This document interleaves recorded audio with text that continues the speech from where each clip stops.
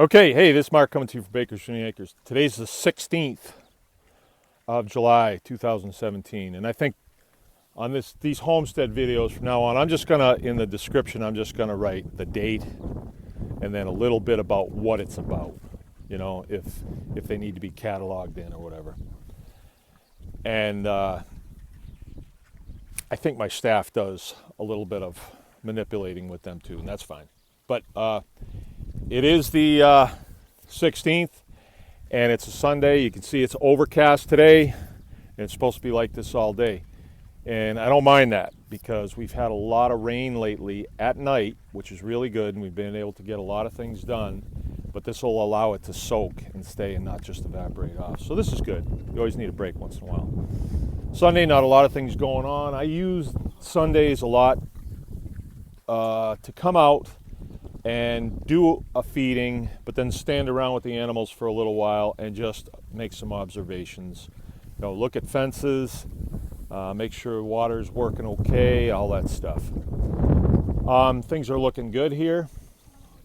This pen right here, I am feeding these guys hay right now. And it occurred to me that I've had several questions about how do you feed hay, because my pigs won't eat hay. And I guess I haven't answered those questions because it's kind of an in-depth answer. Feeding is something that is learned. You know, when you think about feeding your kids, you think about feeding yourself, you know, it's learned. Like, you sit down with a bowl of ice cream to watch your favorite TV show or something like that, and it's learned. These guys, when they hear the tractor coming, or even if they hear it start up, usually I'm the one that starts it, so I don't really hear them, but if one of the kids is driving the tractor, it starts up and every pig on this whole place starts squealing. And they may have just eaten, but they have that response that the dinner bell, you know, it's time to eat, something's coming. Well, these guys were fed last night. I usually feed at night, and I want to kind of get them taken care of this morning so I can just cruise the rest of the day. So I speared a bale and came out, and I'm just hanging it over the fence, and you see what they're doing. They're going to eat as long as I stay here. If I take a bunch of this hay off and just leave it on the ground, they'll lose interest with it. But they think that it's time to eat, so we best do that. And that's what they're doing. You can hear them, you can see them. They're all chowing down on this hay, and they'll fill their little bellies with it. And it's a good thing to do that once in a while. I do it a couple times a week because you want them in the habit of eating green hay. You really want that because it's so good for them.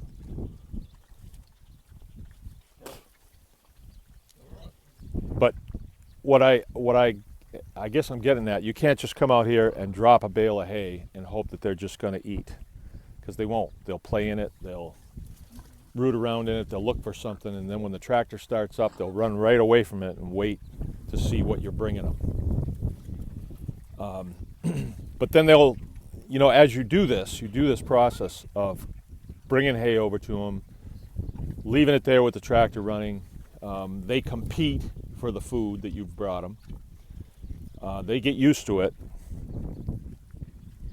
And then you do get to the point where you can just come over and you can fork some of it off. They'll go right to it, and they'll get enough of it. And it's not like it's going to go to waste, especially on a field like this.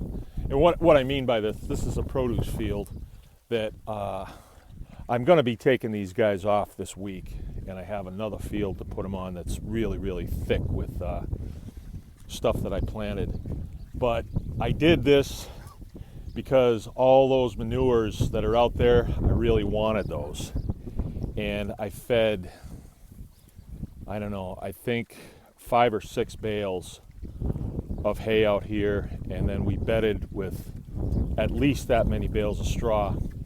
You really don't see it. All I see out there is brown dirt.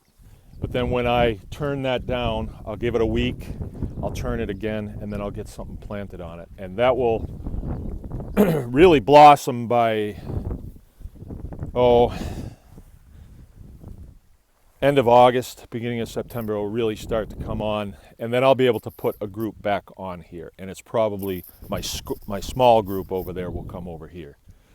All right, and then this group, which will be down there, they will finish up down on that field.